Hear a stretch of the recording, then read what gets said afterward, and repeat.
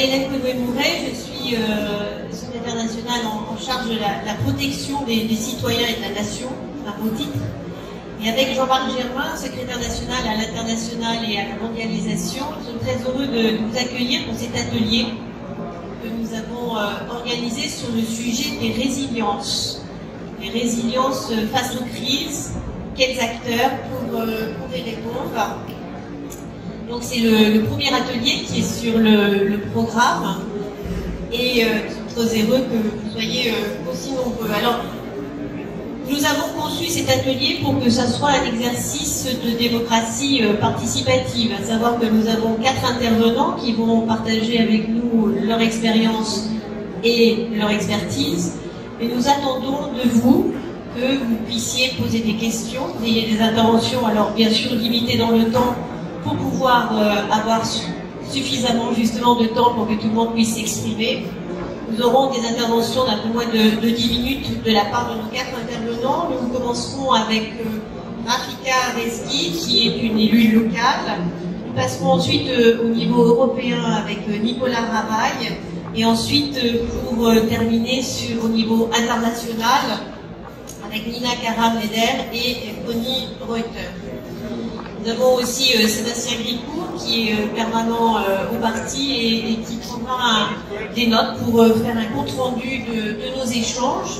Et sur la base de ce compte-rendu, eh bien, retirer un certain nombre de propositions parce que je pense que le Parti Socialiste a vocation à aussi avoir une politique et surtout des idées sur la façon dont notre État doit être organisé et répondre aux différentes crises que nous avons à traiter. Alors, très rapidement, je vais vous proposer le cadre de ce débat. Les résiliences, c'est un concept qui a été mis à toutes les sauces, qui est emprunté à la physique des matériaux. C'est un concept qui est passé ensuite par l'écologie, puis par la psychologie, avant de coloniser le domaine de la sécurité et de la défense. Mais à chaque fois, il désigne la capacité d'un individu et d'une communauté à retrouver son fonctionnement normal après une période extrême. Alors il ne s'agit pas simplement de faire de la gestion de crise, de préparer de vérifier des stocks, de faire des plans, mais de tirer aussi les leçons de la gestion de crise. La résilience, je pense que c'est avant tout un état d'esprit, c'est une façon d'encaisser les chocs et de savoir et de pouvoir surtout rebondir après ceci et se reconstruire. Alors il y a la résilience au niveau des individus, résilience des enfants, des individus dans un contexte familial ou professionnel compliqué, complexe, et comment l'individu réagit. Et puis au niveau aussi de l'État, aujourd'hui nous avons des phénomènes qui sont d'une rare violence, en tout cas c'est la façon dont je le ressens moi-même, qui est par exemple le chômage de masse, qui aujourd'hui, je crois, a un impact qui est certainement le plus déstabilisant et certainement le plus violent au niveau des individus, mais également au niveau collectif. Et pourtant, nous acceptons, nous tolérons que nous ayons 10% de plus, 10% de chômeurs de façon constante dans notre société, avec l'annonce d'1 million de chômeurs de plus à la rentrée. Oui.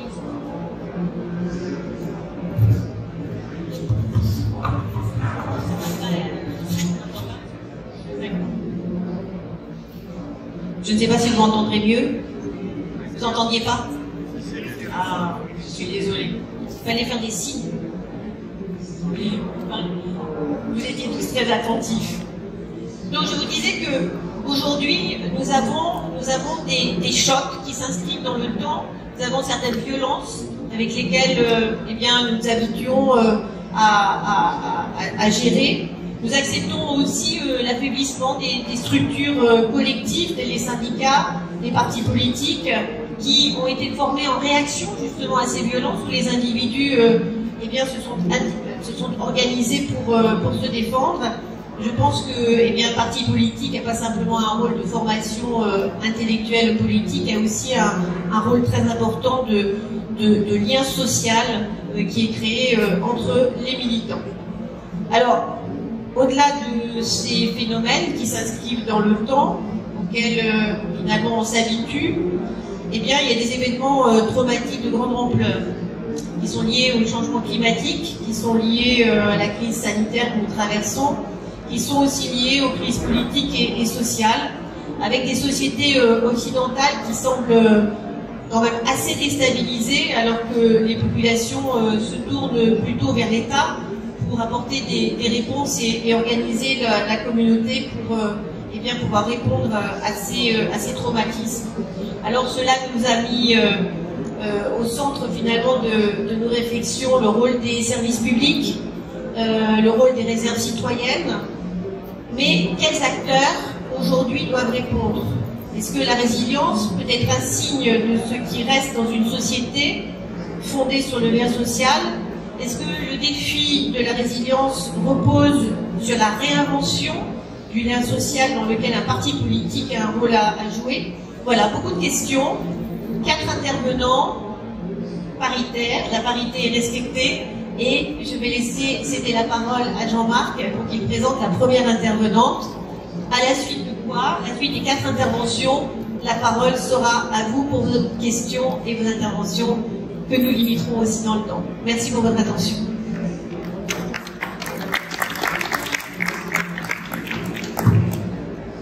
Merci et bonjour à tous.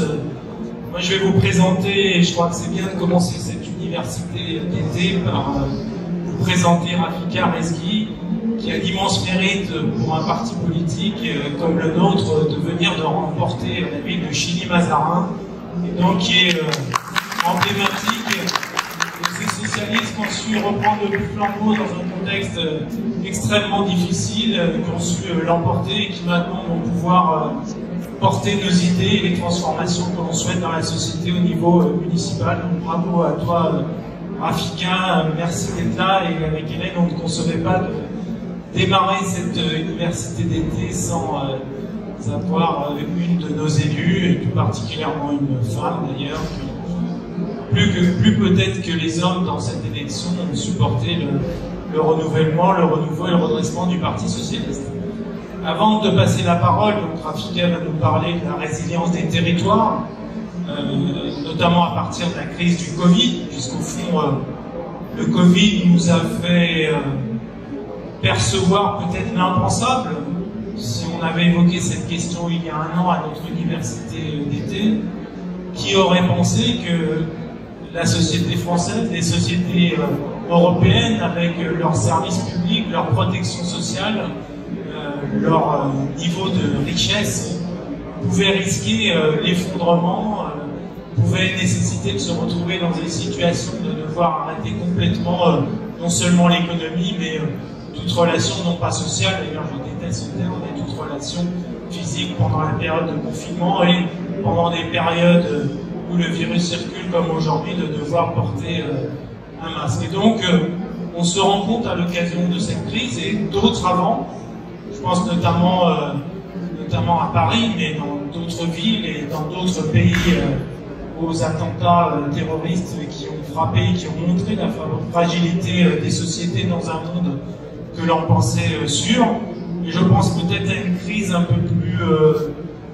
peu moins violente, en tout cas dans les faits et dans le quotidien, mais peut-être tout autant à long terme, qui est la crise écologique, puisqu'elle menace l'existence même de nos sociétés aujourd'hui, quand on a 18 ans, 20 ans, de se dire que dans 10 ans, 20 ans, 30 ans, si on ne fait rien, alors on risque l'effondrement de la biodiversité et peut-être la disparition de l'espèce humaine. C'est évidemment une question de mise en cause très violente du modèle. Et donc, la question de la résilience des sociétés, de leur fragilité et des moyens, en tout cas pour les pouvoirs publics, pour la société, de s'organiser pour que la résilience existe devient une question éminemment politique et qu'on a souhaité placer dans cette université d'été. Donc je vais demander à Rafika à la fois de nous dire un peu quelle est son expérience, à la fois comme maire depuis quelques semaines et bien sûr comme élu depuis plus longtemps face à la crise du Covid tout particulièrement. Et puis, quelles sont les solutions, les pistes d'amélioration que tu imagines pour les années à venir et pour un projet socialiste que nous sommes en train de construire pour les prochaines échéances.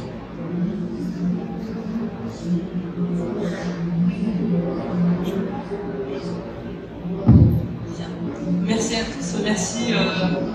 Vous m'entendez ? Merci François, Jean-Marc et merci Hélène de m'avoir fait le plaisir de m'inviter à cette ouverture des journées d'été des socialistes. C'est évidemment un grand honneur pour moi d'être la première représentante de ces nouveaux élus arrivés au pouvoir le 15 mars dernier. Alors, comme on parle de résilience et pour faire un peu écho à la conquête électorale de mars dernier, je voudrais donc rappeler le contexte de l'élection municipale à Chilly-Mazarin. Chilly-Mazarin est une ville qui a été dirigée par une équipe socialiste pendant 35 ans. Et puis en 2014, comme beaucoup de territoires, nous avons hélas subi l'effet balancier, l'aspiration au changement. Voilà, ça faisait trop longtemps pour les habitants que Chilly-Mazarin était à gauche, on voulait voir autre chose. Donc pour nous, ça a été un coup de massue et d'une certaine manière, pendant ces 6 années d'opposition, c'est une forme de résilience politique aussi qu'avec mon équipe, on a développé pour résister et finalement être en situation de pouvoir gagner en mars 2020. Donc quand on a gagné, nous en mars, le 15 mars, on faisait partie des très rares villes à avoir connu l'alternance dès le premier tour. Donc le surlendemain, le gouvernement déclare le Premier ministre met en confinement général l'ensemble du pays. Et donc nous sommes élus mais pas installés. Élus mais pas installés, plein d'enthousiasme, plein d'envie de faire des choses et d'être aux responsabilités, mais pas avec l'ensemble des pouvoirs juridiques pour pouvoir le faire. En face, une équipe municipale qui a été battue, délégitimée, démotivée, mais juridiquement qui se voyait de par le jeu des alternances, de par le jeu des ordonnances, excusez-moi, et le jeu de la loi d'urgence sanitaire, qui se voyait confier les pleins pouvoirs.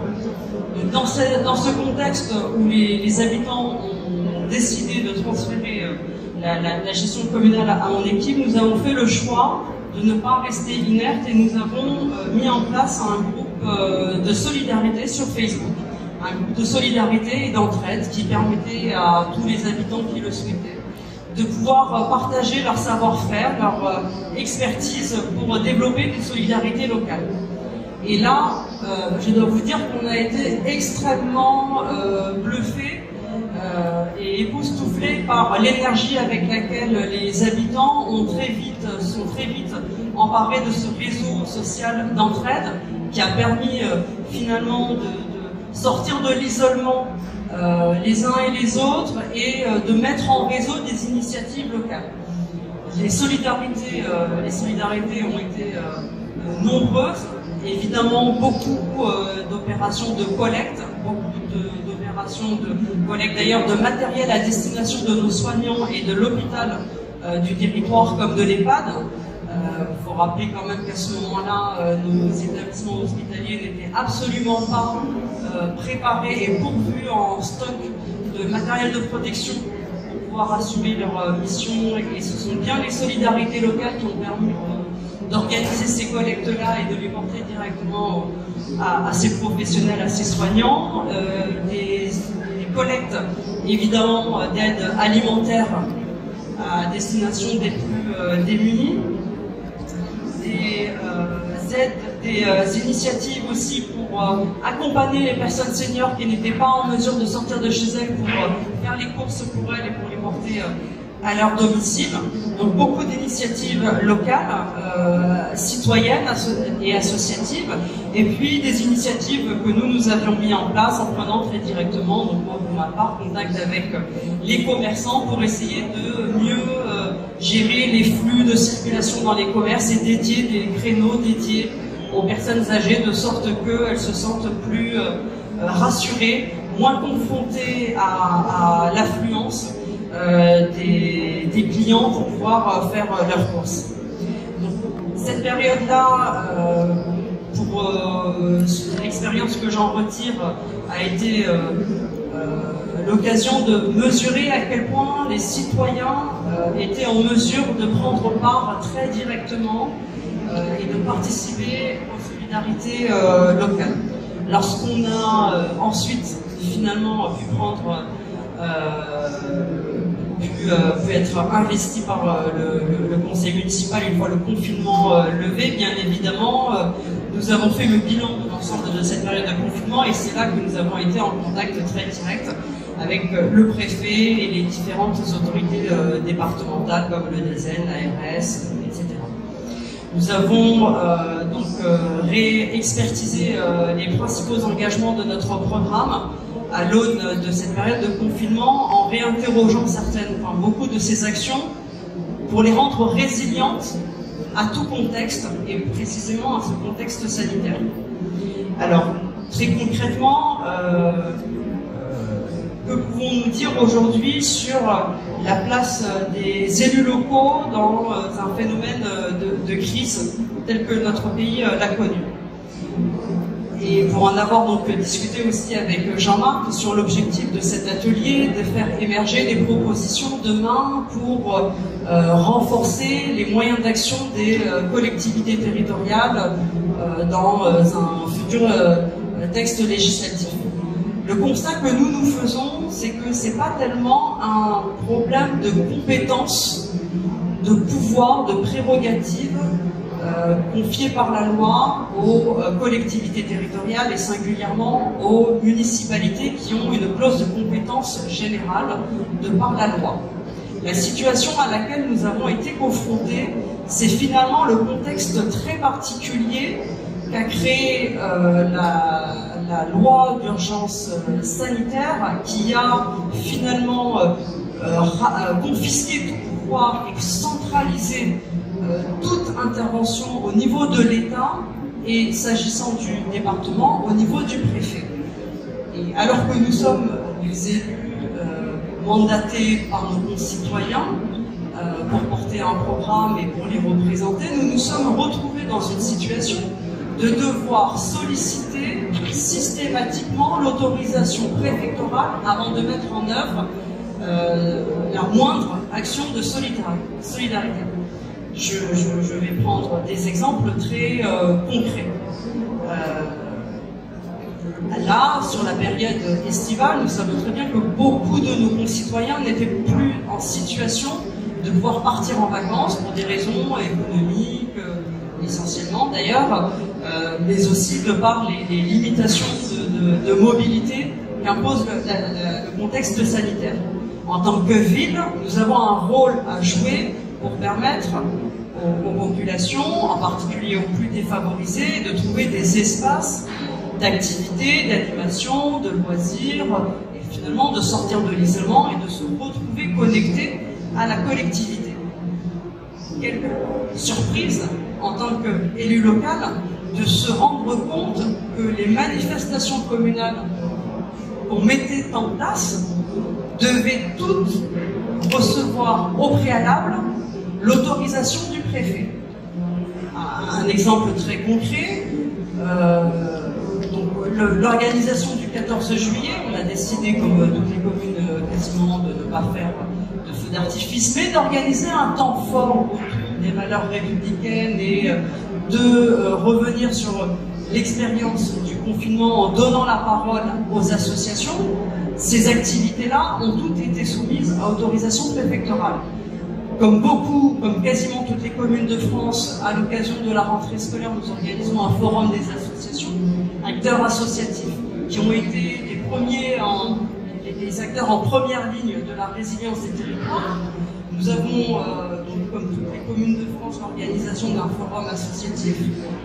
Ça ne fait que 2 jours que je suis assurée que la semaine prochaine, que le week-end prochain, le forum associatif, qui permet aux acteurs de la résilience territoriale de faire valoir leur programme et de susciter l'adhésion des habitants, ce n'est que depuis 2 jours finalement que nous pouvons être assurés d'organiser notre forum associatif. Dernier exemple, parce que je vois qu'on a très peu de temps, l'organisation de l'éducation nationale. Là encore, vous avez tous suivi via les médias, les protocoles sanitaires qui se succédaient, les informations, les contre-informations, les personnels éducatifs qui ont été mis devant le fait accompli. Mais nous, les maires, nous avons également été mis devant le fait accompli. Si l'éducation nationale assure à la fois le programme et la rémunération de ses agents, des enseignants, il n'empêche que l'école, ce sont avant tout des bâtiments communaux et c'est aussi beaucoup de services publics périphériques, la cantine scolaire, les accueils de loisirs, la prise en charge du temps méridien, qui sont pris en charge par la collectivité territoriale. Là encore, en tant qu'élus locaux, nous ne sommes absolument pas concertés, absolument pas impliqués dans la manière dont se réorganise l'ouverture des écoles, la mise en place des protocoles sanitaires. Donc, ce que j'ai envie de dire, c'est bien évidemment les élus locaux, les collectivités territoriales sont l'acteur de proximité qui connaît quand même de mieux le territoire et pour lequel l'habitant a le plus une relation de confiance plus soutenue. Donc, il est légitime pour pouvoir organiser les résiliences. Encore faudrait-il que le rapport de l'État avec les collectivités territoriales soit basé sur la confiance. Basé sur la confiance, ça voudrait dire que nous sommes pleinement concertés sur les dispositifs à mettre en place et qu'une marge d'appréciation nous soit accordée pour adapter les mesures, la déclinaison des actions qui sont décidées sur le plan national, qu'elles puissent être adaptées aux spécificités qui sont les nôtres et qui ne sont pas les mêmes d'un territoire à l'autre. Je pense que j'ai... Merci beaucoup. Je crois qu'il y aura un bon nombre de questions. Merci pour ce témoignage. En effet, je crois sujet central, la relation des territoires avec l'État. Et c'est vrai qu'au Sénat, on est particulièrement attentif à ce point, sur ce point-là. Maintenant, je vais passer la parole à Nicolas Ravaille, qui a un lien avec le Parti Socialiste qui remonte à quelques années, puisqu'il était délégué national au LJS. Et depuis, eh bien, Nicolas a été avocat et est aujourd'hui expert en politique européenne. Vice-président de l'Institut européen d'éthique de la santé, il enseigne également à l'école de guerre économique. Donc après le témoignage de l'élu local, nous allons maintenant passer au niveau européen. L'Europe que l'on décrit beaucoup, mais qui aujourd'hui est incontournable, qui s'impose à nous, et Nicolas va faire ce lien et monter entre le local et l'international qui seront ensuite discutés par les deux intervenants. Nicolas, c'est à toi.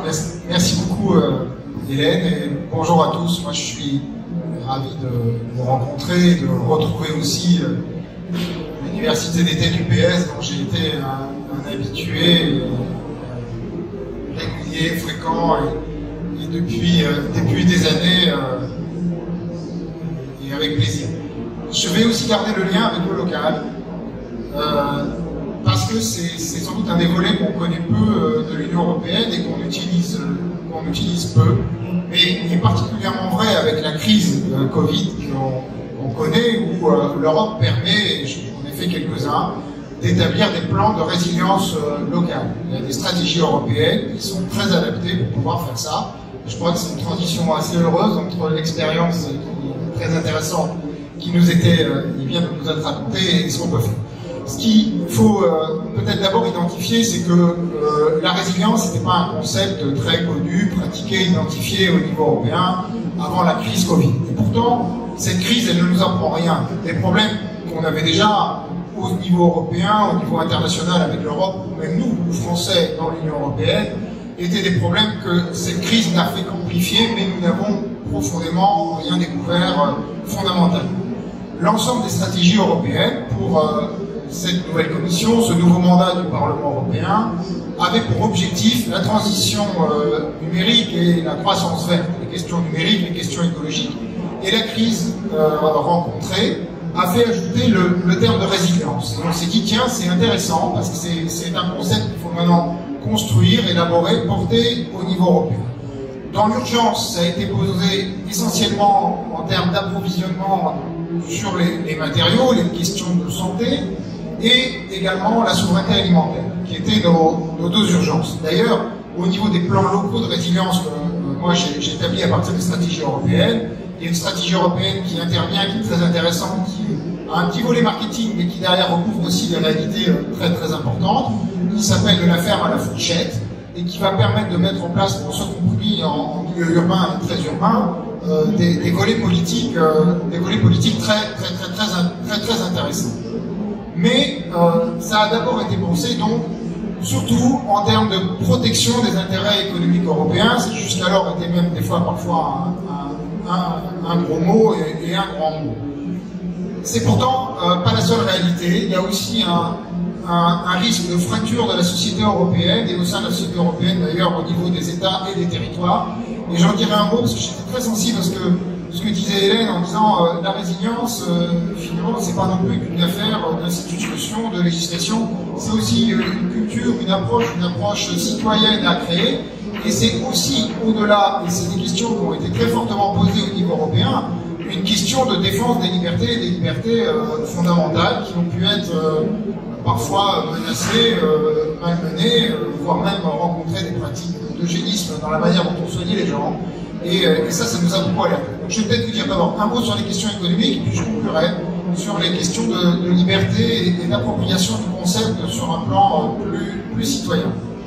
Donc cette question sur les questions économiques, nous on est français dans une situation très particulière, parce que nous avons un rapport à l'Union européenne qui est assez contrarié. Alors un jour, moi j'enseigne, je crois d'ailleurs qu'il n'y a pas de crise économique, mais il y a des guerres économiques entre continents, entre États, et même d'ailleurs au sein de l'Union européenne, et c'est d'ailleurs si dramatique si on est lucide, et que c'est la raison pour laquelle il faut faire l'intelligence économique. Et à ce titre-là, Bercy m'invite dans une conférence où je me retrouve avec un ecclésiastique, j'étais un peu surpris, parce que a priori pas ces questions, il était un peu, c'était peut-être son rôle, limite sur la laïcité, moi je défends la laïcité, mais il dit un truc qui était finalement assez amusant, et que j'ai trouvé finalement pas faux. Il dit, l'Europe pour les Français, c'est pourquoi, l'Europe pour les Britanniques, c'est comment, et l'Europe pour les Allemands, c'est combien. Et c'est vrai que nous, on a un rapport en France, et particulièrement même à gauche, sur la question européenne, que moi j'ai toujours trouvé extrêmement invalidant. On passe un temps fou dans des guerres picrocolines à s'engueuler pour savoir si on est pour, si on est contre, si la gouvernance européenne, donc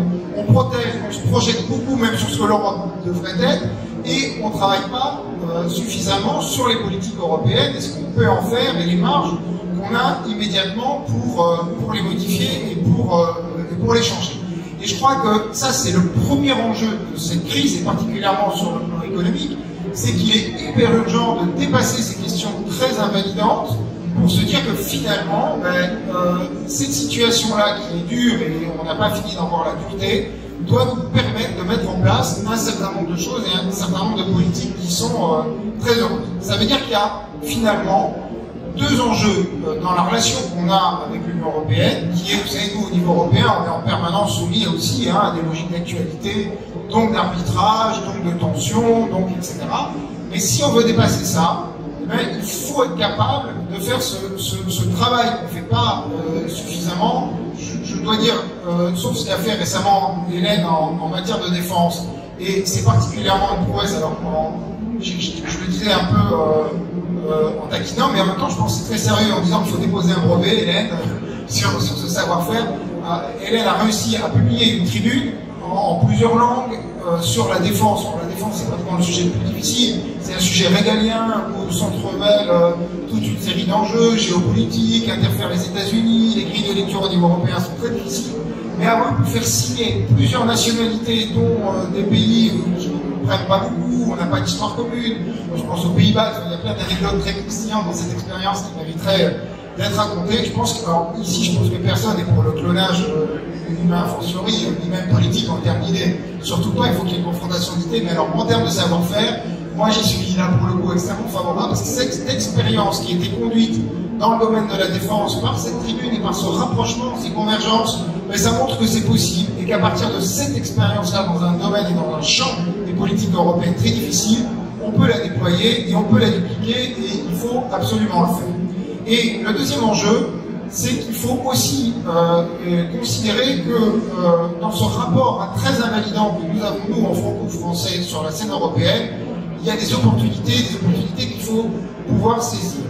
Par exemple, l'Union européenne a considéré qu'il y avait une menace pour l'économie européenne à travers les investissements, qu'on appelle les investissements directs étrangers, notamment venant de Chine et des États-Unis, puisque le gouvernement chinois est totalement étatisé et aide ces entreprises pour venir piller les nôtres.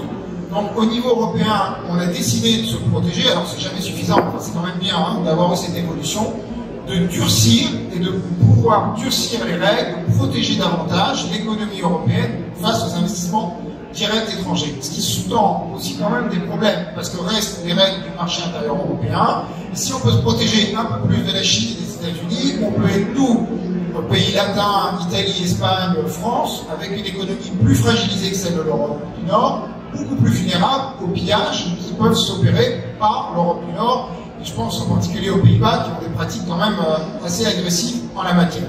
Et c'est là où on a tendance à faire porter le chapeau sur la question européenne, pourquoi pas, de toute façon, rien ne choque dans le débat.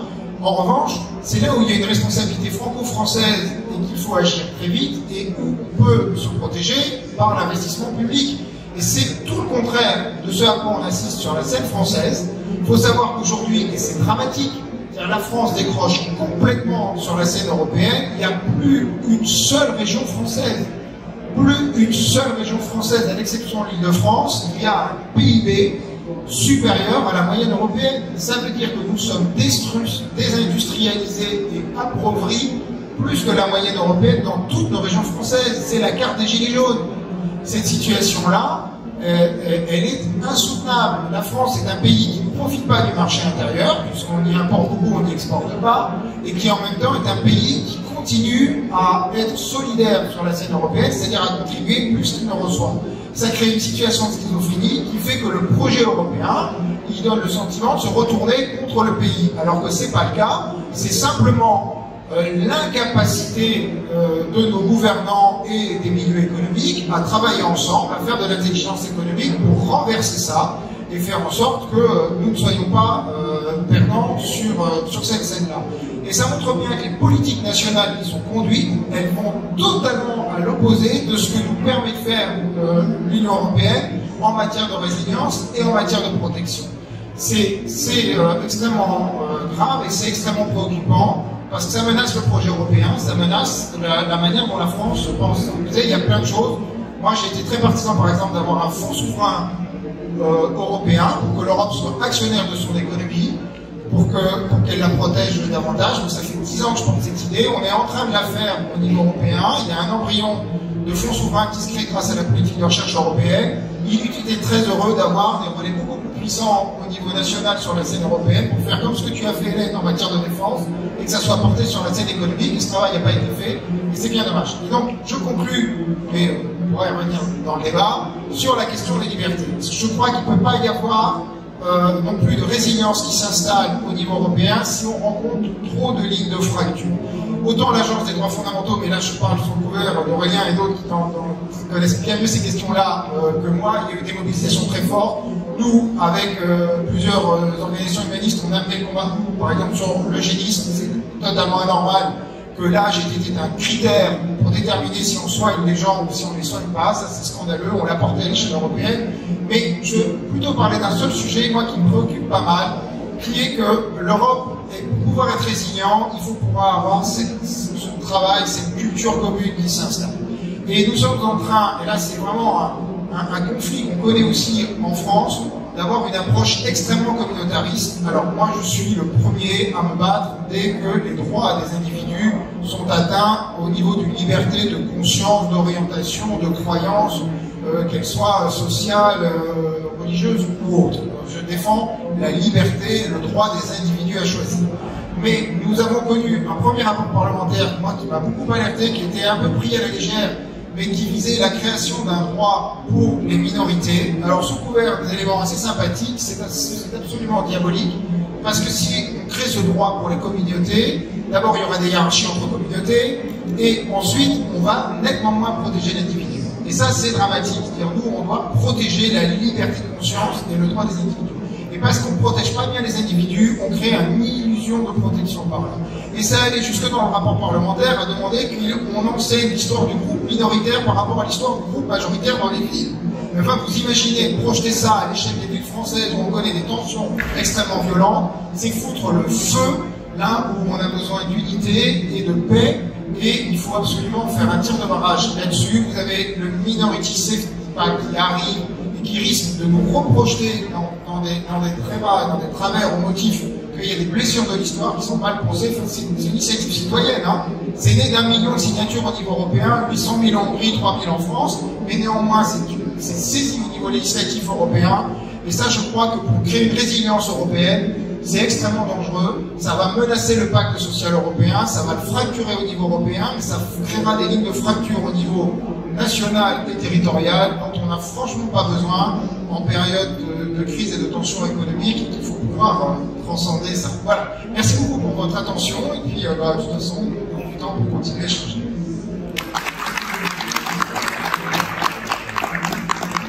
Merci beaucoup Nicolas. En effet, par effet de miroir, ça permet de générer une certaine introspection et surtout de montrer certaines de nos faiblesses. Alors maintenant, je vais vous présenter la troisième intervenante. Nina Garneder, qui est experte associée à la Fondation Jean Jaurès, dont je salue le stand de la Fondation Jean Jaurès, toujours très fidèle à ses universités d'été. Et Nina est aussi membre de Hémisphère Gauche. Alors elle coordonne le programme du Festival des idées et elle est chef de cabinet à la ville de Paris de l'adjoint en relations internationales. Voilà. Et je crois que Nina aussi a une expérience toute particulière en matière de défense des droits des femmes. Et je crois que les femmes ont aussi peut-être un rôle important à jouer dans cette question de résilience. Donc à toi Nina. Merci. Merci beaucoup. Je suis très contente d'être invitée à ce premier débat.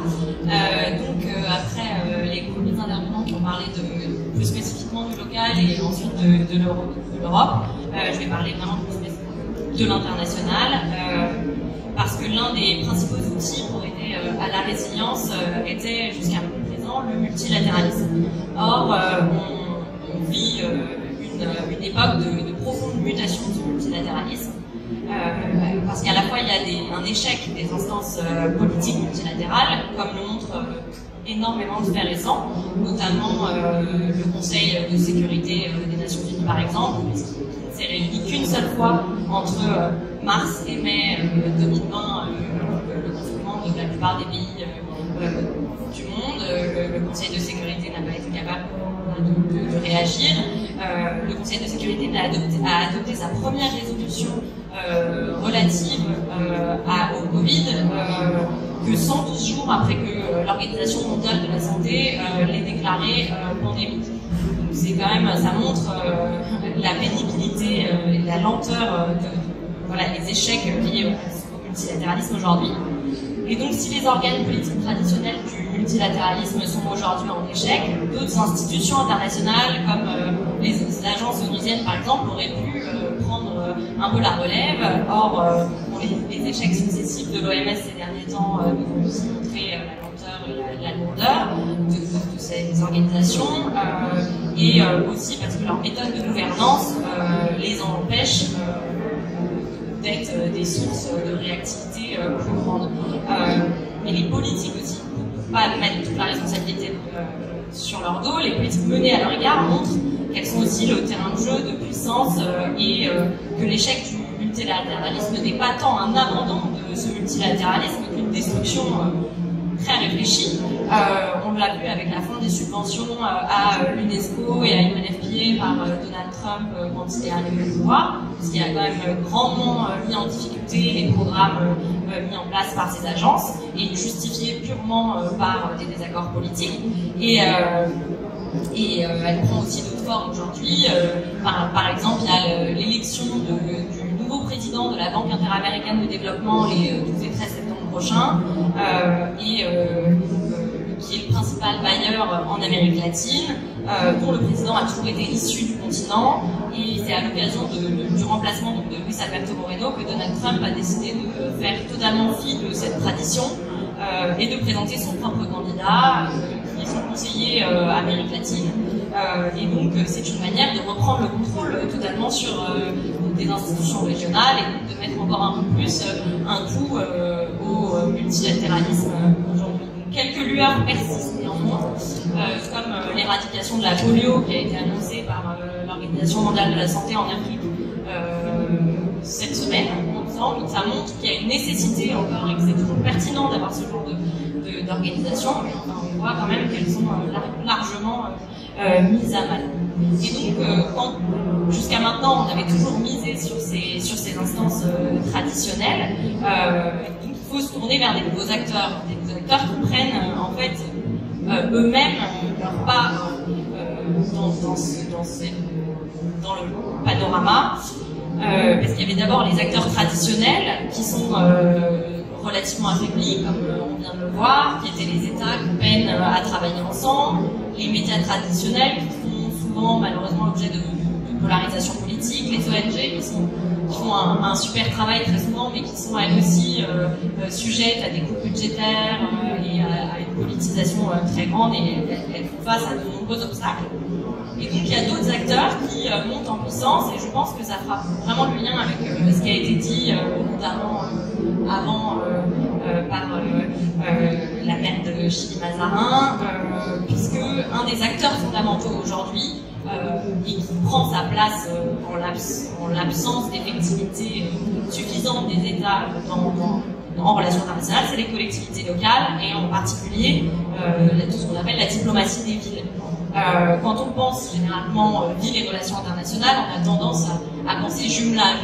Voilà, c'est ce qui vient en premier, alors qu'en réalité, c'est infiniment plus vaste et plus efficace que ça, puisqu'il y a un maillage qui a été créé extrêmement thématique à travers les réseaux de villes, les plus connus étant le C40, qui est le réseau des grandes villes pour le climat. Il y a Cité Une France, il y a l'Association internationale des maires francophones, il y a tout un tas d'acteurs qui sont extrêmement puissants et qui ont montré qu'elles savent travailler sur le temps long, et par leur force de nombre, parce qu'elles représentent de très nombreux habitants, donc elles ont la force du collectif fait qu'elles sont très bonnes dans les négociations, mais qu'en plus elles sont réactives en cas de crise, puisque pendant toute la crise sanitaire, il y a eu une incroyable efficacité des villes et des gouvernements locaux qui, à travers ces réseaux, parce qu'il y a eu des dons de l'Association internationale des maires francophones, il y a eu plein de séminaires, des villes qui se sont réunies pour échanger des bonnes pratiques comme elles le font en temps normal en réalité, mais là elles étaient particulièrement efficaces. Il y a eu tout un tas d'actions qui ont été menées collectivement comme ça, parce qu'à plusieurs on est plus fort. Et un très très bon exemple pour moi, comme je travaille à la ville de Paris, c'est que Paris a interrogé plus d'une trentaine de partenaires pour les stratégies de gestion de la crise et du déconfinement, et de très nombreuses villes ont aussi interrogé Paris sur la question des mobilités, de la gestion de l'espace public, et donc il y a eu un échange de bonnes pratiques permanent, et je pense que les collectivités locales, en étant des acteurs très souples, plus agiles, et qui peuvent immédiatement mettre en place certaines mesures, en fait ont acquis une force très grande, en comprenant en plus, parce qu'elles ont l'habitude de le faire en coopération bilatérale, en coopération décentralisée, qu'il y avait tout un tas de choses qui pouvaient être faites à leur niveau. Et en effet, face à la faiblesse des autres institutions internationales, elles ont su prendre leur place et elles sont en plein essor, et je pense que quelque chose de très intéressant et à suivre à l'avenir parce que c'est un objet de puissance et un acteur qui est extrêmement agile et souple dans le cas des crises et donc pour faciliter la réponse. Autre acteur qui, à mon avis, est voilà, fondamental, et je vais le dire de façon un peu provocatrice peut-être, mais c'est les peuples. Les peuples sont en réalité des forces vives et des sources aujourd'hui fondamentales pour la résilience, un peu partout.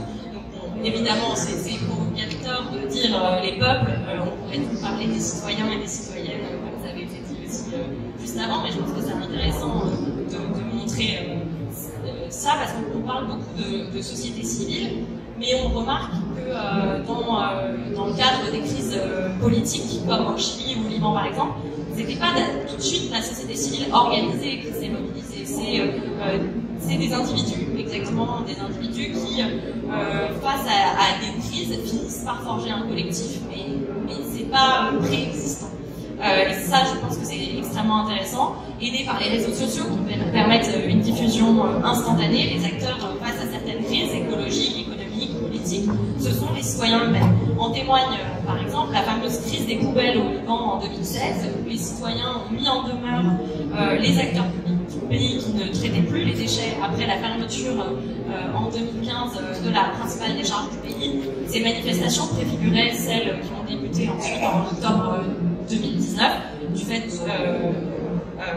de la taxe WhatsApp. Là aussi, c'était des citoyens qui se sont mobilisés et qui ont dévoilé une crise économique de grande ampleur et qui se sont coalisés. On l'a vu cette année, il suffit d'un élément révélant une mauvaise gestion gouvernementale, comme a été aussi l'augmentation du prix du ticket de métro au Chili par exemple, pour que des individus disent stop et exigent le changement et là s'organisent. Sur des sujets plus thématiques comme la crise écologique ou les mouvements féministes, on remarque la même tendance.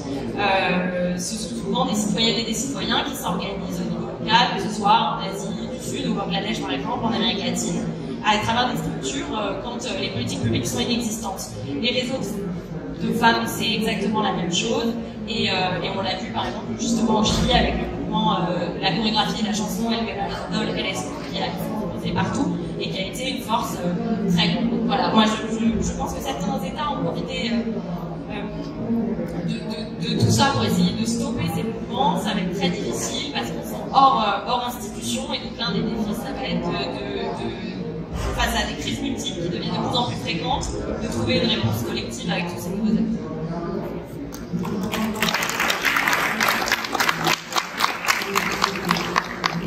Merci Nina. Et ton propos va me permettre de faire le lien avec notre prochain intervenant, qui est Connie Reuter. Alors, Connie, vous le connaissez peut-être pas, sauf pour ceux qui sont depuis longtemps dans des réseaux associatifs, dans des mouvements syndicaux. Connie a été très longtemps le patron du réseau Solidar, que vous connaissez par contre, et depuis 8 mois se retrouve à la tête de l'Alliance des progressistes. Il va vous préciser un peu ce qu'est cette organisation. On dit de façon très courte et synthétique que c'est une organisation internationale qui réunit les partis socialistes et progressistes.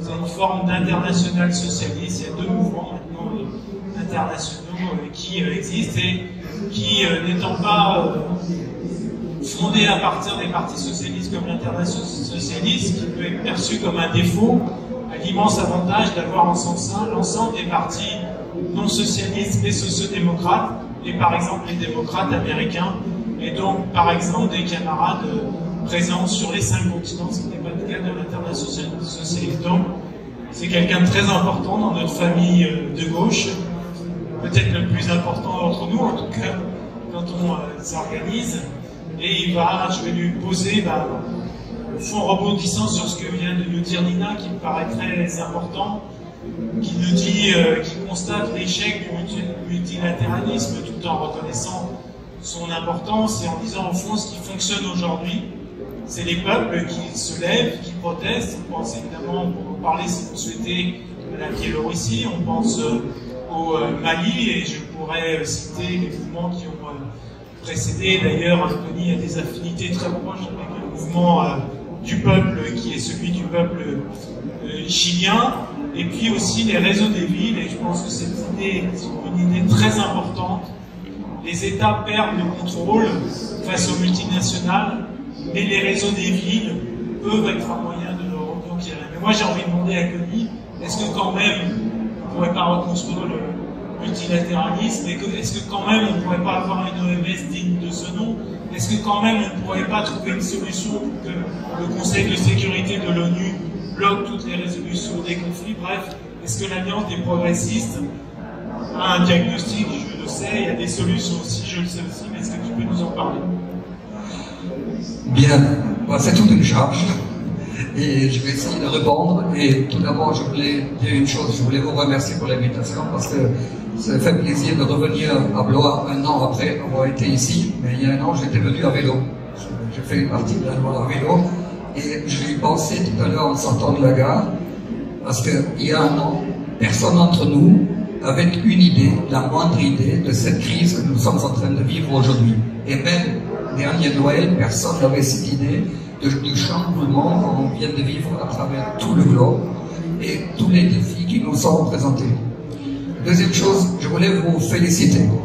D'abord, aussi en tant qu'ancien du franco-allemand et suivant et ayant vécu dans ce pays, je trouve que vous avez vraiment fait très très fort pendant les élections municipales. Félicitations, non seulement pour Chili-Mazarin, pour Blois et pour les autres villes, mais vous avez donné aussi un exemple à la famille socialiste, social-démocrate et progressiste, non seulement en Europe et au-delà.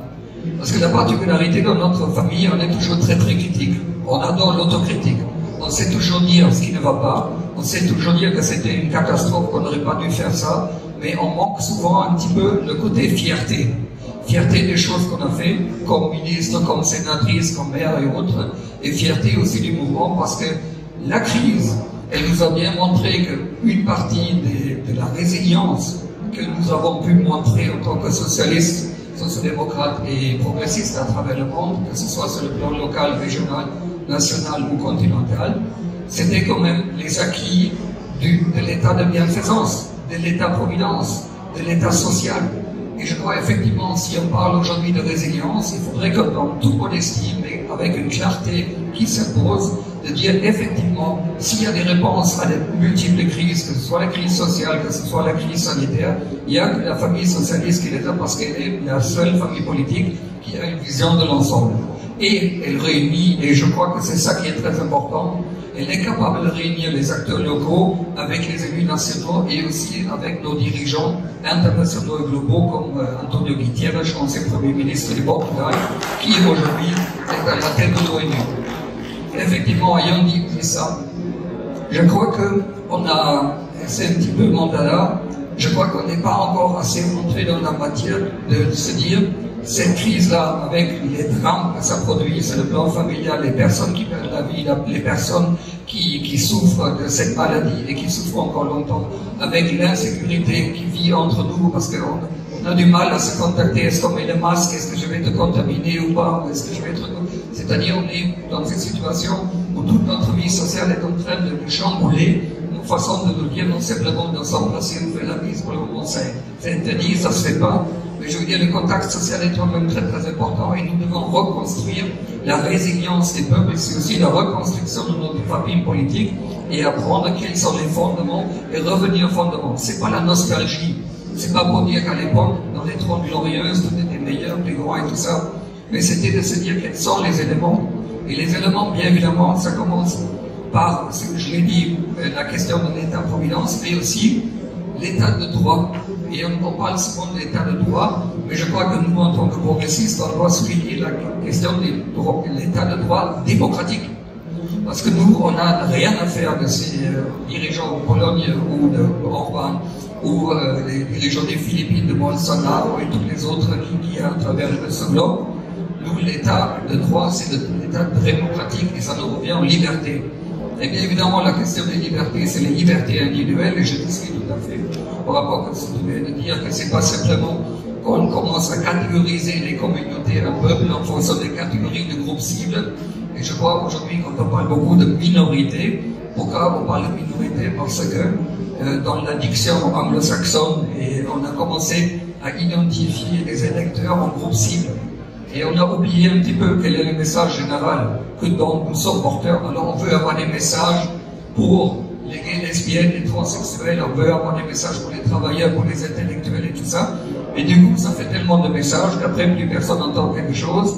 Et je crois que vous avez un grand avantage, c'est peut-être que vous pouvez le concentrer beaucoup plus sur le plan local, et c'est plutôt sur le plan, disons, européen ou international. Parce que, mais évidemment, nous sommes battus sur le plan européen aussi pour la question des investissements sociaux.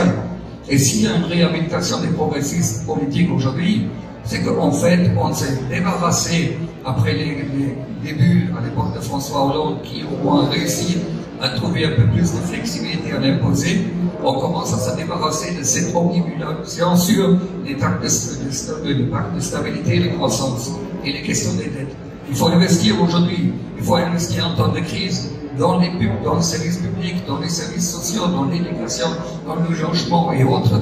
Et on ne va pas faire, encore une fois, comme famille politique, l'erreur comme en 2008, après la crise, d'écouter toujours les sirènes. Il faut équilibrer les budgets, il faut faire attention, on ne peut pas dépenser plus qu'on a, ainsi de suite. Et je crois que ça, aujourd'hui, qu'on aille de continent à continent, c'est les débats que nous avons dans les différents partis. L'Alliance progressiste, aujourd'hui, c'est 140 partis. Mais c'est pas comme tu l'as dit, Jean-Marc, on n'est pas une nouvelle internationale socialiste, ça n'a aucun intérêt. On est une plateforme de coopération. Et on met en avant la question des contenus. Quelles sont les questions sur lesquelles on s'est basé? On s'est basé sur la question de l'avenir du travail, de l'emploi, avec les mutations digitales, la question du travail décent, les questions des migrations, les questions d'intégration et autres. Et aujourd'hui, évidemment, nous revenons sur quelque chose que notre famille politique avait mis de côté aussi pendant trop longtemps, c'est les questions sanitaires.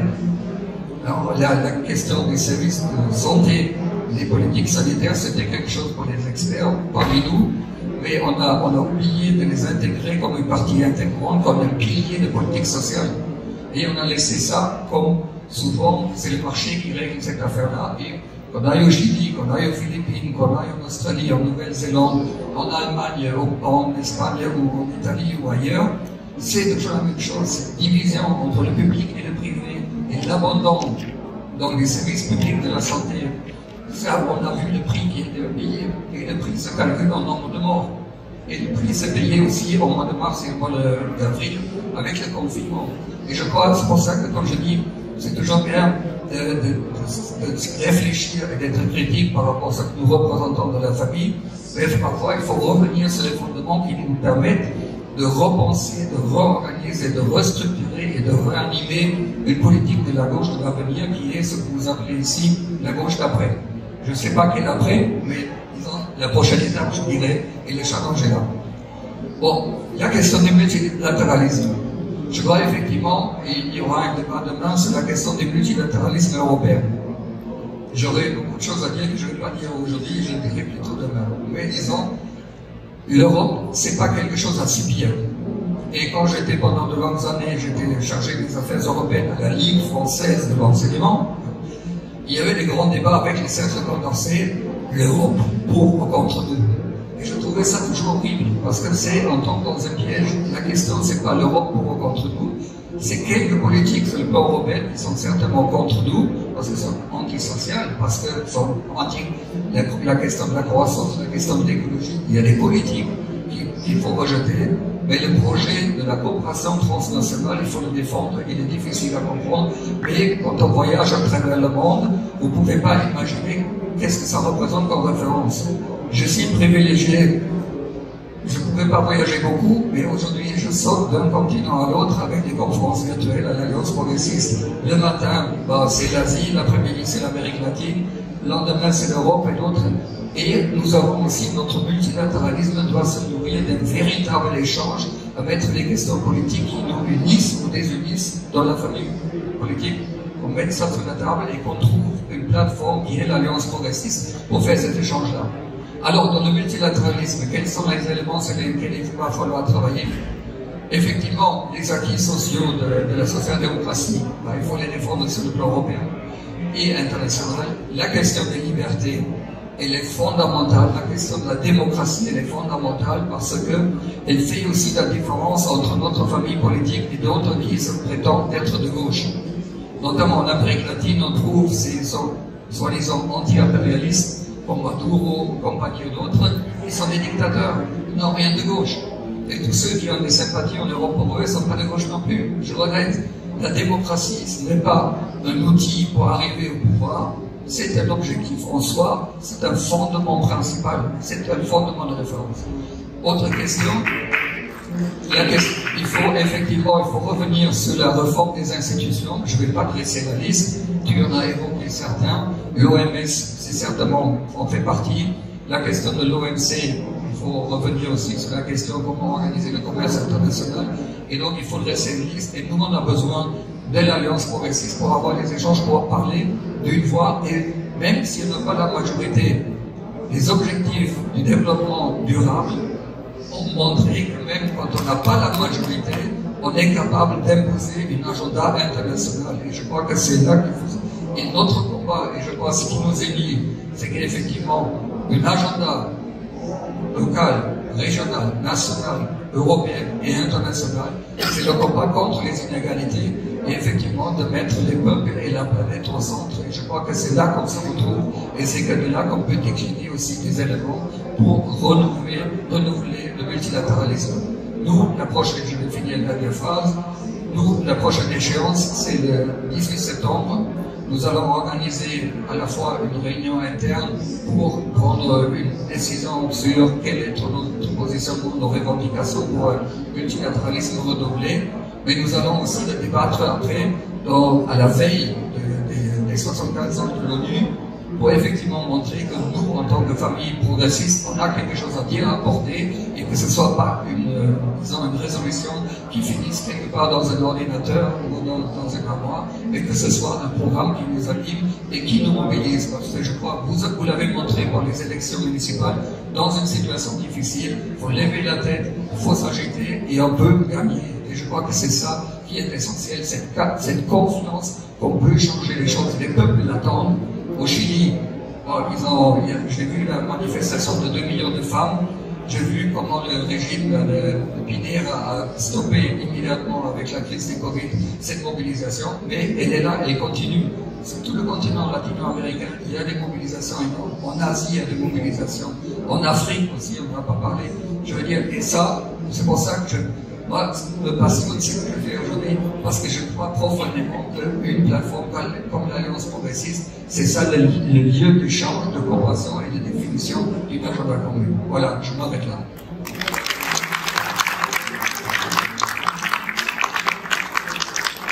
Merci infiniment à nos 4 intervenants. C'est vrai, on a besoin de confiance, on a besoin de passion, on a besoin d'y croire. Et mobilisation générale contre les inégalités. C'est un bon point de départ. Alors maintenant, vous avez la parole. Nous avons une petite demi-heure. Vous avez un micro. Donc, les personnes qui souhaitent prendre la parole se lèvent et puis viennent au micro et posent leurs questions aux intervenants. Essayez de limiter dans le temps vos interventions, s'il vous plaît. Allez-y.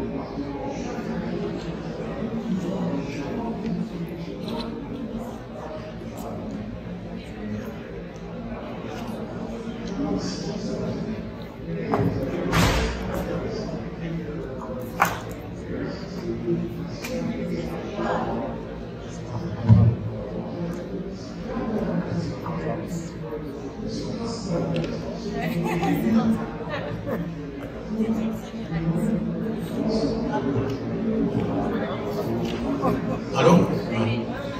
Bonjour, merci de me donner l'occasion. Mon nom est Jean Gaston. J'habite la ville des Ulysses, où je suis le 28 juin élu dans la majorité socialiste. Et j'ai une question à vous poser, mais avant de la poser, je vais revenir sur l'histoire. En 1493, le pape publie une bulle pontificale. En 1501, c'est l'arrivée des premiers esclaves africains à Hispaniola, aujourd'hui appelé Haïti. Du 15 novembre 1884 au 26 février 1885, la conférence de Berlin décide de dépecer l'Afrique, suivi de la colonisation. L'Afrique est immensement riche. Cela n'empêche pas aujourd'hui les Africains de mourir en masse en Méditerranée, en Libye, et partout où ils essaient de se sauver de la misère.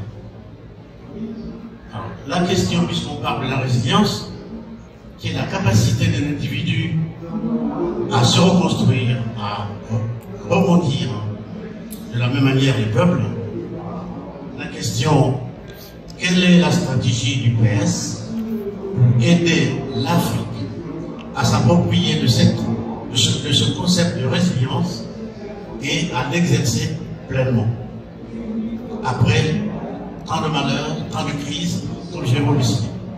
Merci. Merci pour cette question. On va prendre plusieurs questions.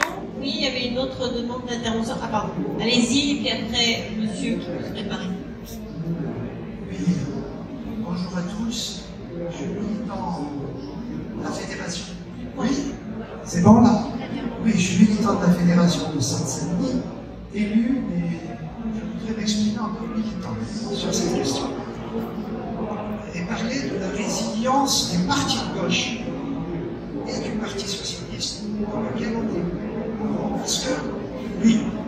Parce que nos valeurs, les valeurs du Parti socialiste, ça a toujours été l'humanisme, la solidarité, l'internationalisme.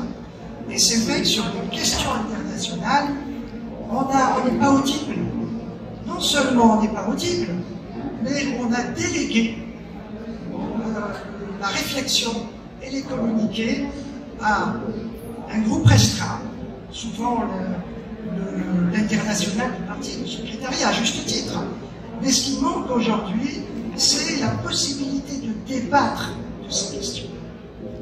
La possibilité de débattre en fédération, en section, et parce que résilience du parti, c'est prendre des positions claires sur les questions internationales, prendre des positions claires sur les enjeux géopolitiques en ce moment, qui nous donne un monde en instabilité chronique, avec des dangers, avec certainement de vrais dangers. Alors, avant, on mettait plutôt en avant les réseaux politiques, les grands partis. Aujourd'hui, on parle de réseaux politiques de grandes villes. Je ne pense pas que les grandes villes en réseau peuvent pallier le déficit de réseau de partis de gauche ou de partis socialistes. Moi, je pense que ça, faut se le dire, qu'on se le dise de manière sereine. Je ne sais pas, c'est peut-être pas le lieu pour débattre sur le fond, mais cette question-là, moi, je souhaiterais qu'elle soit posée de manière claire. Donc, c'est notre parti et c'est de lui qu'on attend des débats sur ces questions internationales, et qui peuvent donner au PS des positions claires sur un certain nombre de questions. Je vais en énumérer en conclusion quelques-unes. Alors c'est là que je vois une résilience qui nous amènerait justement à assumer des positions que nous n'assumons pas aujourd'hui. Aujourd'hui, il y a des communiqués souvent dictés par la pression des chaînes info qui zooment sur des situations qui indignent, l'opinion qui indigne, et là on va prendre un communiqué et ça va concerner telle ou telle partie du globe. Alors, ce que je voudrais dire, je vais en citer quelques-unes. Il faudrait conclure maintenant. Oui, je vais conclure. Donc, renouveler le multilatéralisme, oui, mais comment? Avec quel rôle pour les partis socialistes? Et surtout, on est à l'université du PS, avec quel rôle de notre parti? Ça, c'est trop effacé, à mon avis, et même l'Internationale socialiste, qui de vous a lu un communiqué de l'Internationale socialiste dans la presse? Je veux dire, il y a des prises de position. J'ai été souvent avec Ahmed, Jean-Marc, et le FFS, le Front des Forces Socialistes Algériens. On était à l'international, il y avait des congrès, il y avait des réunions, il y a des communiqués, des personnes, et c'est vraiment inaudible. Alors, sur quelques questions, et là je termine. Le Venezuela, c'est passé des choses extraordinaires. Il y a certainement eu un communiqué du parti, mais on peut dire que ça n'arrive pas à la base. On n'est pas. Le Venezuela, bon, aujourd'hui la Biélorussie, mais surtout la Libye. Il s'est passé des choses fantastiques qui ont déstabilisé notre camarade parlait de l'Afrique, le Sahel, tout autour. Oui, je parle fort. Non, il faut traiter. Oui, le Mali, la Côte d'Ivoire, hein, l'Algérie, un nombre de manifestations non-stop tous les vendredis, avec des dizaines de milliers, des centaines de milliers à travers le territoire. Bon, on a eu la chance de voir Jean-Marc Germain dans une réunion à République, mais moi je parle d'une position assumée du parti et qui touche l'ensemble des militants, fédérations et sections. Voilà, donc je voulais dire mon inquiétude face à un monde très instable et je pense qu'aujourd'hui, moi j'avais vu un sujet sur une question internationale, je penserais qu'on serait plutôt sur ces thématiques. Bon, on est sur la résilience, de toute façon on aura le temps de débattre. Merci. Merci, merci. Oui, allez-y. Si vous avez des questions, vous pouvez peut-être vous mettre en ligne pour prendre Alexandre Wielowski, Fédération de Paris. Moi, merci à Connie d'avoir mis un peu du baume au cœur pour nous rappeler que nous avons des réalisations et que ces réalisations passées nous permettent aussi, dans le moment présent, d'affronter des situations difficiles. Moi, c'est surtout la question de qu'est-ce que le démocrate peut faire pour aider lorsque des démocrates sont attaqués. Je pense à Hong Kong, je pense évidemment, et ce qu'on voit aux portes de l'Union en Biélorussie et en Bélarus est très impressionnant, parce qu'on a une population qui essaie de se débarrasser d'une dictature. On aimerait les aider, on ne sait pas comment, lorsque on est face à des gens qui utilisent tous les moyens de l'État répressif pour s'agripper, s'accrocher. Mais Jair Bolsonaro au Brésil, pareil. Enfin, voilà. Quels sont les outils du démocrate lorsqu'il doit aider son prochain, son ami, à l'autre côté de la planète ou à côté plus proche de lui, pour débarrasser des dictatures. Merci. Et sur la Fédération des Français de l'étranger. Bonjour à tous. Bonjour à toutes. Je m'appelle Nadia Huberson, donc je suis militante à la Fédération des Français de l'étranger, la fédération la plus internationaliste du parti. Je suis également membre du Parti socialiste suisse et élue de Zurich, donc je viens de Suisse. Ma question est toute simple, à Connie, à Jean-Marc peut-être. À quoi sert l'internationale socialiste aujourd'hui? Et j'entends jamais, quand je suis au Parti socialiste français, j'entends jamais chanter l'international. Au Parti socialiste suisse, là où je suis OLU, on chante l'international dans les 3 langues nationales, donc en allemand, en français, en italien. Je ne ressens pas l'internationalisme au Parti socialiste français. Et oui. Et en fait, je rejoins exactement les mêmes positions que le camarade de Seine-Saint-Denis. Voilà. Merci.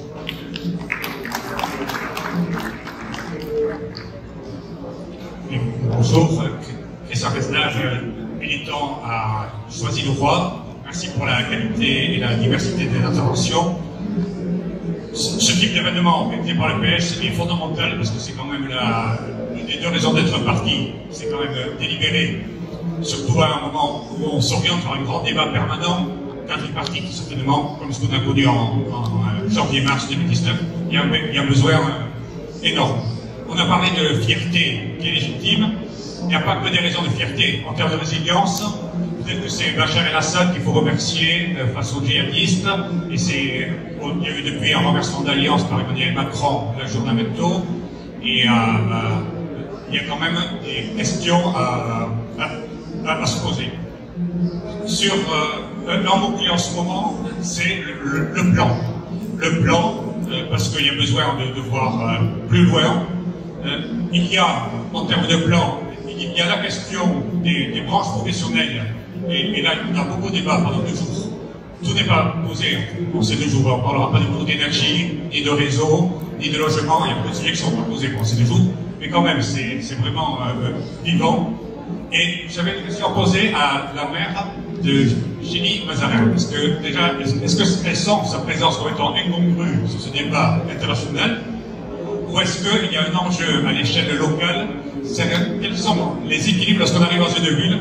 Quel sentiment on a sur les équilibres des espaces et des temps? C'est-à-dire, est-ce que tous les espaces chez Mazarin sont réservés au logement, par exemple, et au travail, aux entreprises? Ou est-ce qu'il y a des tiers-lieux? Est-ce que ce sont des tiers-lieux comme celui-ci, de débat politique? Est-ce que c'est des tiers-lieux spirituels? Quelle est la place de la ville en termes de péri-travail, péri-famille? Donc, quel rapport entre une commune et l'international? Merci. Bonjour, je ne sais pas si on m'entend bien. Oui. Dominique Dufour, je suis Altos Equanel. J'espère que tout le monde sait ce que sont les Altos Equanel, les habitants de Bruxelles. Voilà.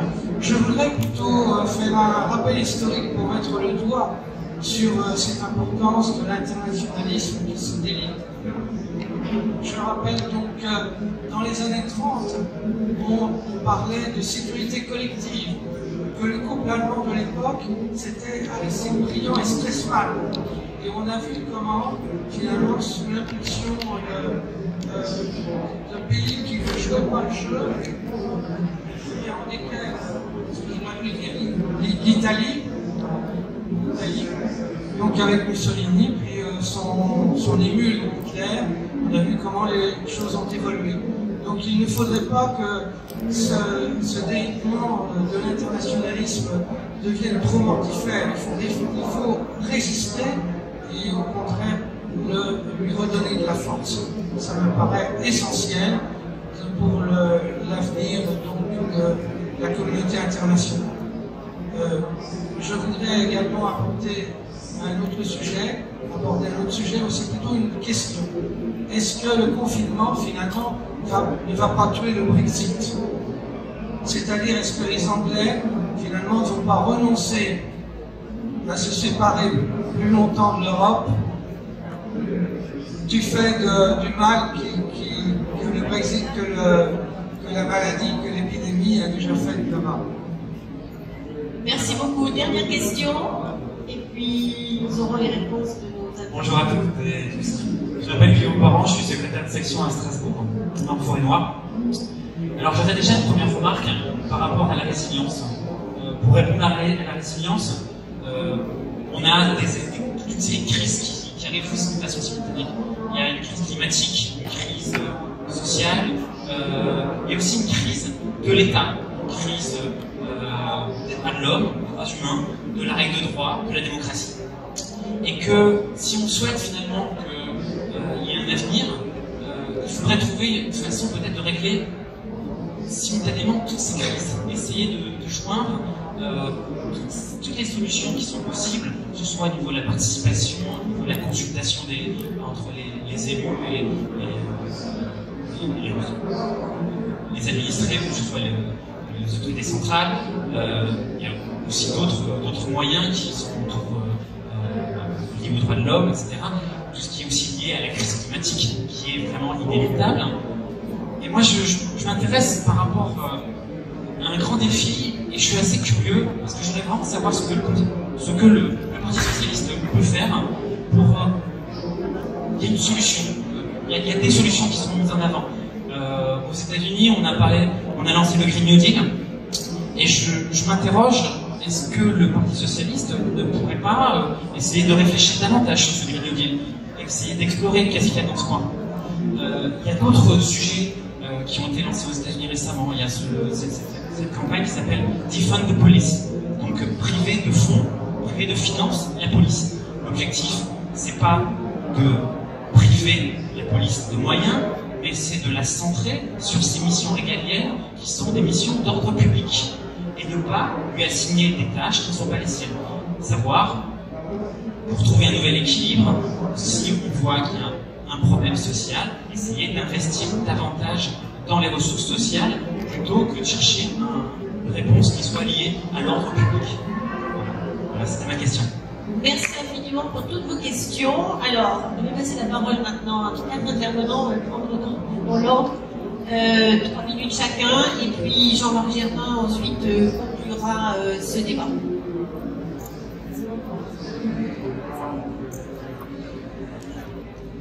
Merci à l'ensemble des participants qui ont posé des questions. Alors c'est vrai, comme un des intervenants le disait, ma place en a conclu dans cet atelier qui est beaucoup consacré à l'international. En tout cas, c'est le titre qui interpelle dans ce qu'on voit à l'écran à l'instant. Ceci dit, moi je voudrais rebondir par rapport à l'ensemble des questions et du coup les interventions, si après moi me donnent l'opportunité de le faire.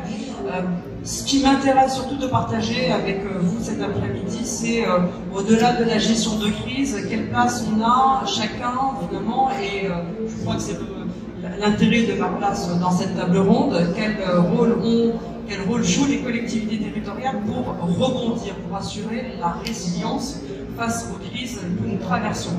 Très clairement, moi je voudrais exprimer la grande déception au nom de l'ensemble, enfin de beaucoup de mes collègues élus, responsables dans les collectivités territoriales, c'est cette incapacité de l'État à travailler avec ce qu'on appelle les corps intermédiaires. C'est beaucoup ce qu'on a dénoncé depuis 2017, une recentralisation de l'ensemble des pouvoirs à l'échelon national confisqué finalement par un nombre très réduit de personnes qui sont le gouvernement et encore quelques membres du gouvernement.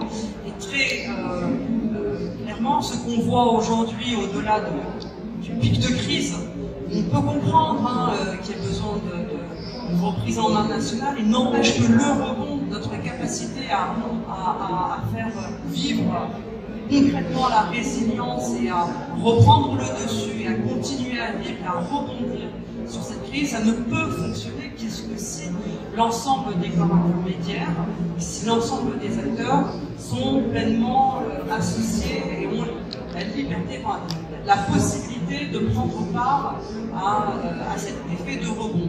Les collectivités territoriales, on ne peut pas nier qu'elles ont un rôle important dans notre société, dans notre pays, parce que c'est l'acteur de proximité, c'est celui qui connaît son tissu économique. On ne peut pas faire de rebond si on nie, si on enjambe le rôle des acteurs économiques, et je pense bien évidemment au commerce, au TPE, dont on parle très peu.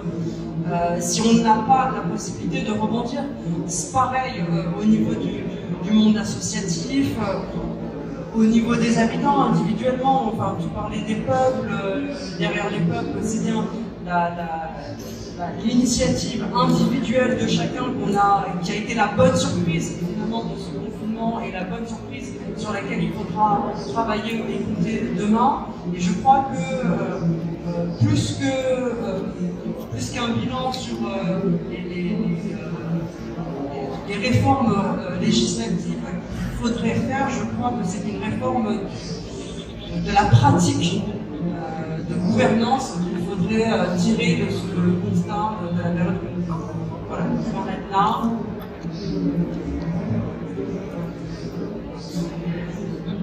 Pour lever ça sera plus simple. Bon, pour commencer avec la question la plus simple, l'international socialiste, ma réponse c'est que je dis rien là-dessus parce que ça n'a aucun intérêt pour moi. Parce que moi, j'ai été nommé à la tête de l'Alliance progressiste parce que justement, j'ai pas de passé.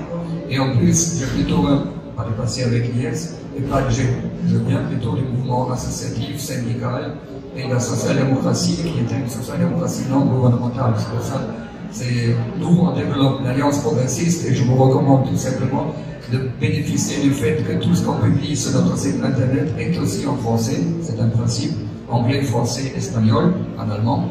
mais effectivement pour que ce soit consultable. Et aujourd'hui, les outils techniques qui existent facilitent la traduction. Mais bon, c'est tout ce que je dis sur la question de l'Afrique, les camarades, la première question.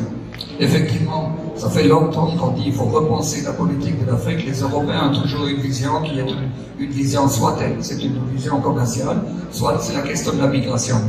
Alors, au niveau européen, nous avons eu tous les débats sur plus pour plus, c'est-à-dire plus d'aide au développement si vous retenez plus de migrants. C'était grosso modo, c'était ça les calculs. Et on est à la recherche, et ça, il y a des questions de gouvernance, mais il y a aussi la question de l'avenir d'un plan, de véritable plan d'investissement et de coopération, un véritable partenariat. Il y aura un sommet Afrique-Union européenne, on sait que ce sont des sommets, mais je crois nous aussi, ce qu'on fera, on va réunir la famille politique au Parlement européen avec le groupe social-démocrate, l'Alliance progressiste et nos partenaires africains. La question des solidarités, c'est que Chouk a demandé.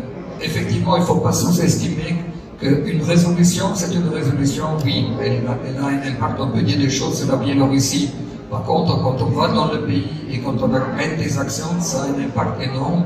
Comme nous, on a pu voir il y a 2 ans, quand on est parti aux Philippines et quand on a fait avec une délégation de l'Alliance progressiste, on a fait une action publique aux Philippines contre le dictateur et contre le fait que on commençait à tuer délibérément les gens qui étaient soupçonnés d'être dépendants des drogues. Aujourd'hui, il y en a 13 000 morts, des gens qui ont été tués dans la rue. Ils continuent aujourd'hui à tuer aussi des gens, soi-disant, qui ne respectent pas le confinement. Et donc, le fait d'aller dans le pays, d'être présent, c'est nous le fait d'une manière différente que, par exemple, le que font les ONG américaines qui arrivent tout de suite avec leur idée de l'organisation et tout ça. Et je ne donne qu'un exemple où ça va tourner cette politique-là des Américains, aussi des ONG, c'est l'Ukraine. Mais ça, c'est le Venezuela, c'est simple. Le Venezuela, les forces démocratiques et critiques disent c'est une question interne, on ne veut pas d'intervention extérieure et on veut promouvoir une table ronde. Et il faut pousser aussi Maduro à accepter cette table ronde. Et le problème s'appelle Maduro et de l'autre côté il s'appelle Guerrero. Et le problème aussi c'est que l'Union européenne a rapidement reconnu quelqu'un d'autoproclamé et s'est immiscé les affaires du Venezuela. Donc, pose un problème. Mais moi, je ne peux pas défendre Maduro, c'est dictateur, quoi. Dernière question. Je voulais le dire avant, mais je crois qu'il y a un aspect qu'il ne faut pas sous-estimer. Nous sommes dans à mon avis, aussi, nous vivons un changement de temps idéal. Je ne parle pas de changement climatique en tant que tel, je parle d'un changement climatique politique. Aujourd'hui, la régression, le retour contre le féminisme, contre les droits sociaux, contre les droits civiques, contre les libertés, la question de la course à l'armement, ainsi de suite. Il y a aussi des mouvements d'extrême droite qui sont en train de revenir à travers toute l'Europe, mais aussi sur tous les autres continents. Je crois qu'il faut être très très vigilant. Et effectivement, on a besoin aussi d'avoir l'opinion publique et les majorités avec nous, parce que nous, on se réfère aux valeurs de démocratie, de solidarité, liberté, égalité, fraternité. Mais si au sein de nos sociétés, ces valeurs ne sont plus ancrées, on a un problème qui n'est pas un problème de communication, mais qui est un problème de référence. Et je crois que c'est pour ça que j'ai beaucoup insisté au début. Revenons aussi tout fièrement et sur la question, qu'est-ce que nous représentons et quelles sont les références que représente la famille social-démocrate, socialiste et progressiste. Voilà.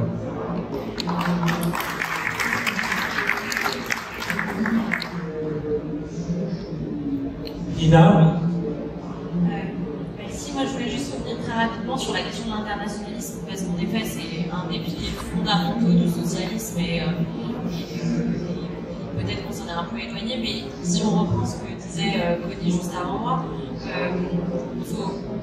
l'internationalisme tel qu'il avait été pensé était des liens entre nations, mais pas une question d'aider et de solidarité, mais non pas d'intervention, quand vous parlez de l'Afrique en disant comment les aider à aider les peuples à acquérir de la résilience, je ne pense pas que ce soit ce prisme-là qui soit le prisme de l'internationalisme et de l'international socialiste tel qu'elle avait été pensée au départ. Donc, en effet, le problème c'est comment montrer de la solidarité, comment appuyer certains mouvements tout en étant loin de l'ingérence et loin d'un rapport de domination technique soit. Je pense que ça c'est quand même assez fondamental et en effet c'est difficile, notamment parce que comme on l'a dit pendant la conférence, il y a une mutation des acteurs et donc comment est-ce qu'un parti par exemple peut se positionner par rapport à des mouvements qui sont par essence qui se situent en dehors, en dehors des cadres traditionnels. Donc c'est assez compliqué à la fois pour les syndicats que pour les partis. Il y a plein de choses à faire et à réinventer. En effet, il y a toutes les instances nécessaires le Parti socialiste et ailleurs pour le faire. Mais en effet, je pense qu'il faut d'abord ouvrir ces réflexions-là sur comment accompagner certaines choses en étant le plus fidèle à une certaine tradition possible. Merci. Nicolas. Je reviens juste peut-être sur quelques points qui interpellent dans les politiques européennes qui ont une ouverture sur le monde.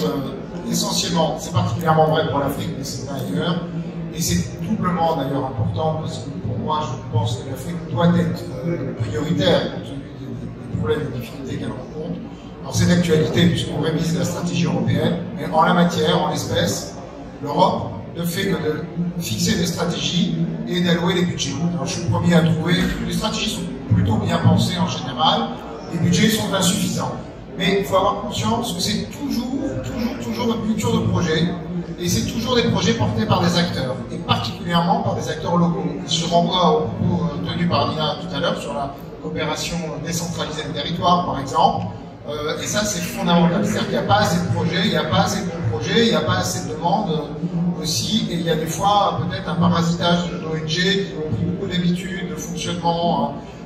Je n'ai rien contre, hein. Je dis juste qu'il faut ramener tout le monde sur la culture de projet, particulièrement vrai sur la question énergétique et la question écologique, environnementale et agricole, où là il y a urgence, et on doit faire plus. Un mot très rapide sur le Brexit, qui est un sujet en lui-même, hein. Donc est un sujet douloureux.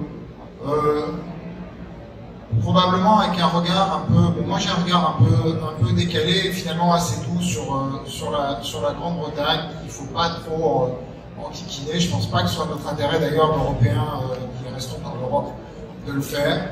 Les Britanniques ont fait un choix qui est un calcul très rationnel, qu'on n'évoque pas, qui est fondé sur la manière dont leur économie est dépendante du marché intérieur européen. Ce sont ceux qui sont les moins dépendants. Nous, Français, on est à 65%, eux, ils sont à 50%, et ce sont les plus éloignés de tous. Ils ont une contribution budgétaire qui était très forte, et ils ont un déficit commercial dans le marché intérieur qui est énorme. Et ils se disent, c'est plus rentable, on s'en va. Vous ajoutez à ça un peu de surréalisme comme ils savent faire. J'ai un jour dit à Londres, pour les taquiner, que c'était comme le schisme d'Henri VIII par rapport au pape, et que pour eux, la supranationalité, c'était déjà trop fort sur le plan religieux, ce qui n'est pas ma référence, mais qui était pas mal pour les taquiner, et que donc on leur en demandait trop de nouveau en restant dans les structures supranationales, avec beaucoup de surréalisme. Nous, on dit oui. Vous savez, ils sortent de pas grand-chose quand même, hein. Ils sortent pas de l'euro, ils sortent pas de Schengen, ils sortent pas de la charte des droits fondamentaux. Bon, ils nous créent plus un problème finalement, et c'est pour ça qu'eux, ils ont une vision de l'Europe, une vision de l'Europe à la carte. Cette vision de l'Europe à la carte, il faut essayer de la conserver le mieux qu'on pourra dans un intérêt réciproque, et être assez pragmatique, et c'est très vrai dans la défense, c'est très vrai dans d'autres sujets. Je crois qu'on a les moyens de part et d'autre d'y arriver, ça prendra du temps, il y aura un peu de drame, mais il faut garder et essayer de faire en sorte qu'on ait des bonnes relations, c'est un intérêt réciproque. Je suis beaucoup plus inquiet chez nous. Je suis beaucoup plus inquiet par le décrochage de la France dans l'Union européenne, comme je le disais, sur le plan économique, par notre propre culture de la résilience. Je pense qu'on peut menacer le projet européen, et là, les conséquences ne sont pas du tout les mêmes. Et il est temps que ça change, et que cette résilience, elle doit d'abord être portée par la gauche, et parce que c'est la gauche qui l'apportera aussi avec cette vision de justice qui nous est si chère et si forte, et qu'aucun autre ne pourra s'approprier comme nous. Et je conclus juste en un mot sur l'internationalisme, qui est très nécessaire et très consubstantiel du projet qu'on porte, en disant qu'il ne peut pas avoir lieu s'il n'y a pas la culture universaliste. Et ça, de nouveau, c'est un débat sur lequel il faut très vite arbitrer. On a vu à gauche des universités qui se sont tenues et qui ont porté d'autres projets. Moi, je pense que là, franchement, c'est l'honneur et l'urgence au sein du Parti socialiste que de défendre cette culture universaliste qui est portée sur le droit de l'individu et sur le fait qu'on soigne, comme je le disais, c'est fondamental de commencer d'ailleurs par la santé, indépendamment de l'âge ou un dissentiment. C'était pas le cas, c'était le cas en France, hein, ou dans d'autres États membres, en Italie, ou de l'orientation, ou du choix sur l'orientation sexuelle, comme ça a été le cas en Pologne ou dans d'autres pays en Europe de l'Est. Ça, ce sont des scandales qu'il faut absolument arrêter. On a des outils juridiques pour le faire. Pour moi, ça c'est mon boulot, mais il faut aller au-delà des outils juridiques. Il faut retrouver un message politique extrêmement puissant à travers l'universalisme qui est le nôtre et qui est centré sur la liberté et sur l'individu, le droit de l'individu à être libre et à choisir, pour pouvoir justement éviter des lignes de fracture qui sinon nous amèneront vers des temps très mauvais qu'on a connus ou qui seront peut-être encore différents, voire plus vieux. Voilà. Je voudrais remercier tous nos invités d'être venus, à vous aussi d'avoir participé à cette table ronde. Peut-être un ou deux mots de conclusion de manière ultra synthétique, puisqu'on a dépassé déjà notre temps, mais pour dire qu'au fond, notre réflexion portait sur la résilience. Et au fond, quand on entend la fin de notre débat sur cet appel à l'internationalisme, on sent cette angoisse sourde qui est que toutes ces crises, cette volonté qu'on a de créer des résistances et des protections face à ces crises, n'aillent à l'encontre de l'internationalisme et aillent vers un repli des peuples et des nations sur elles-mêmes. Je crois que si on devait retenir une idée forte de ce que doit porter le Parti socialiste, de ce que peuvent porter nos partis progressistes, et qui nous distingue d'ailleurs de certaines autres formations politiques de gauche, c'est qu'on doit répondre à ces crises, bien sûr en s'appuyant sur le peuple. Moi je retiens de ce qu'a dit Nina, qui est très fort au plan international, mais qu'on doit aussi faire vivre en France, qu'il y a une émergence du peuple, peut-être à travers de nouveaux moyens de s'organiser en tant que force politique que nous devons intégrer dans nos partis politiques et dans nos réflexions internationales, par aussi des territoires. Et je crois que ce que nous a dit Rafika, c'est que c'est pas le peuple tout seul qui va trouver les meilleures réponses à la crise, au Covid, à l'écologie, et que le couple maire-citoyen qu'elle nous a décrit, et plus généralement le territoire citoyen, le territoire au sein d'une organisation politique, est absolument essentiel et doit trouver une place nouvelle. Et Rafika nous a dit attention, il y a la question de la nouvelle décentralisation et de progrès dans la décentralisation. Il faut commencer par réfléchir à ce que quand il y a des états d'urgence, il n'y ait pas un recul de la décentralisation, il n'y ait pas une réétatisation qui, dans le cas du Covid, on voit avec nos masques qu'on porte tout seul parfois dans la rue, que ça peut conduire à ça. D'ailleurs, le Parti socialiste porte dans la réflexion de son projet l'idée d'une constitutionnalisation des états d'urgence, pas simplement celui qui est dans les codes de la Constitution actuelle, mais par exemple l'état d'urgence sanitaire, notamment pour protéger les libertés locales. Et puis, renforcer aussi, bien sûr, les structures et réformer le multilatéralisme. Et Connie nous a dit combien les organisations progressistes de gauche sont importantes. Et l'Alliance progressiste fait un excellent travail. Et on fait en sorte, et on aimerait que l'Internationale socialiste retrouve aussi ce rôle qu'il a perdu. Mais donc, bien sûr, et ça Nicolas nous l'a dit à propos de l'Europe, on peut rêver d'une organisation totalement différente des organismes internationaux, d'une gouvernance qui fonctionnerait parfaitement, d'un Conseil de sécurité qui ne serait pas bloqué par tel ou tel État, d'une OMS qui ne serait pas dépendante des liens financiers avec tel ou tel État, y compris dans ses diagnostics sanitaires.